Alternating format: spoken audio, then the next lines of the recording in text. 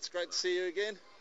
And good to be here. Great to be here. Yeah, it's great to be here. It would have been even better if the team had been able to fly today. But yeah, well, it's been a special weekend for us too, because we were actually able to actually shoot your media flight with Timu Bao. There's a wonderful gentleman. There was a lifeguard. We got some great material of that we actually rolled into the webcast today. Can you tell us a little bit about your media flyer program and about your Hometown Hero program in particular, please? Absolutely. The Hometown Hero program is a great program.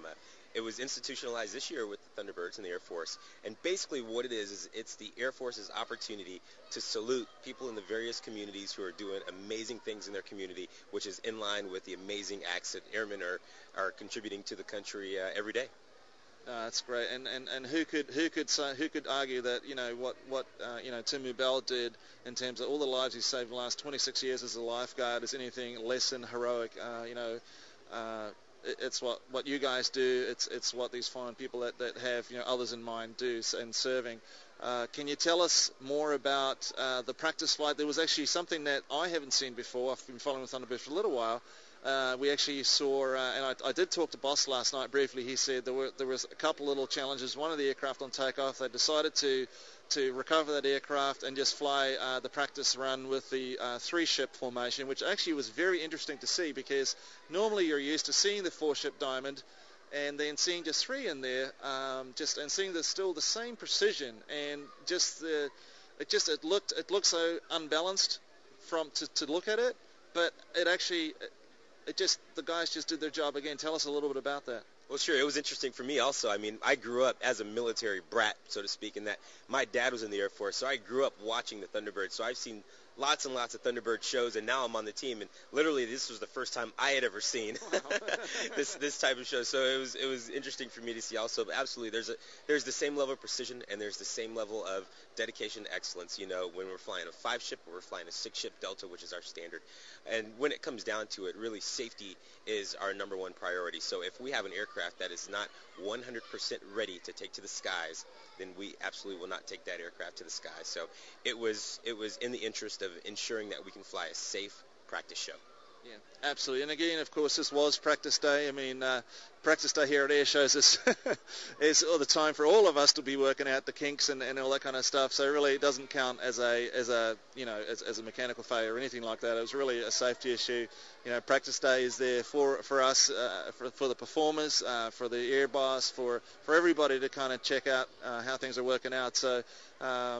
Today, unfortunately, we were unable to launch the Thunderbirds. Can you tell us, again, why it wasn't possible? I know that you guys were on standby for a long time trying to get up. Can you talk us through what was going on? Sure. Well, basically, if we look back behind, there's fog that's rolling in here from the ocean. That said, our visibility is not where it needs to be, especially in terms of the ceiling heights. When we fly our lowest show, the clouds have to be at least 2,000 feet high in order for us to safely fly that show. And you can look in the top of some of these hotels here, and you can barely see some of the tops of them. So yeah, really. That said, I mean, that's just a demonstration of how low the clouds are. And it goes back to yesterday, flying a 5-ship and not flying today. It comes back down to safety. When our pilots fly, they fly the show based on visual referencing, whether it's stuff on the ground or it's seeing the other aircraft. And they would not be able to see each other here, therefore they would not be able to fly a safe show. That said, we were unable to fly here. Hopefully we'll be able to fly here tomorrow, because Ocean City is just a beautiful, beautiful place, and we'd love to put on a great show for these great folks who have been wonderful to us the entire time we've been here. Yeah, definitely. I actually want to echo that thought, because Ocean City, Maryland here, it's just been a tremendous location. It's very, very hospitable. The people are very friendly. It's really nice to be right here on the boardwalk, right on the beach. Wonderful little restaurants and places to just relax a little bit. Do you have any thoughts on the weather for tomorrow? Any updates or reports we can share with the viewers on that? I don't have any intel.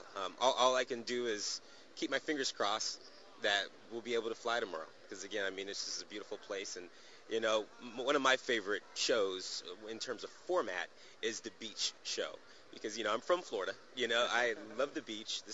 For me, this is home, being in front of the water. So I love seeing our aircraft out in front of the ocean. It is magnificent. No, that's great. And then I think what we'd like to do now is actually something really kind of cool and unique. We want to give the viewers on the internet an opportunity to actually ask you some questions. So we have Michael back in the control room who's going to be watching out on the chat. And then we just want to encourage you on the audience, you guys who were very responsive with Dusty the A-10 pilot. I had tons and tons of questions for Dusty. Obviously, I'm sure there's going to be lots of questions for the Thunderbirds also. Michael, do we have any questions coming in for Captain Mcree on that?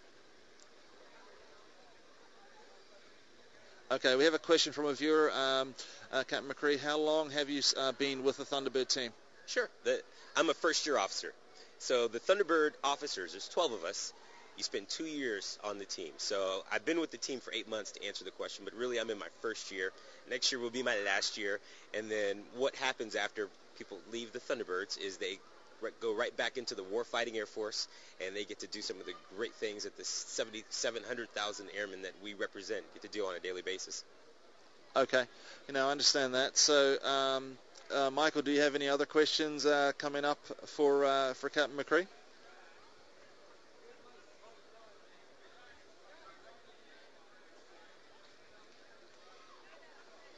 Okay, yeah, now we have a great question. We have a viewer that was interested, how did you accomplish becoming the public affairs officer for the Thunderbirds? Was there an application process, a screening? Obviously you had some background in the Air Force, but walk us through how you were fortunate enough to become the public affairs officer. Sure. My story is a little bit unique. I went through my application process while I was deployed.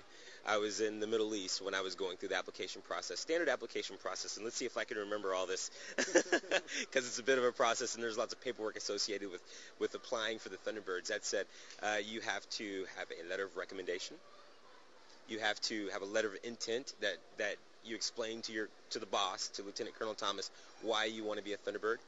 You have to provide your last 5 performance reports, so basically grades from previous assignments on how well that you did in those assignments.